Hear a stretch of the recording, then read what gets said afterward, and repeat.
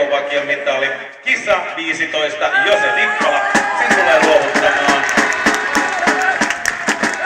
Esa Ruohomäki SLO.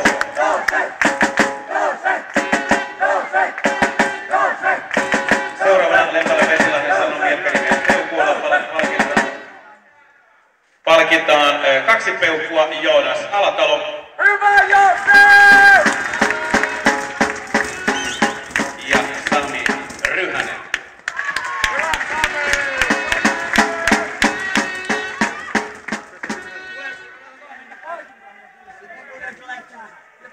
Missä se uito Hameo? Ja Veikko Häki haluaa antaa ylimääräisen palkinnon pelin parhaasta pelaajasta, jonka tulee jakamaan Esa Ruohomäki SLOsta. Numero 40, Juuso Rajala.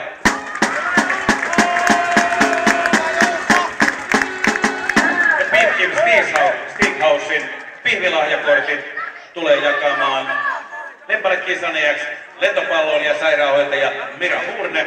Ja ne tulee saamaan Juha Suomaa ja Jose Nikkala.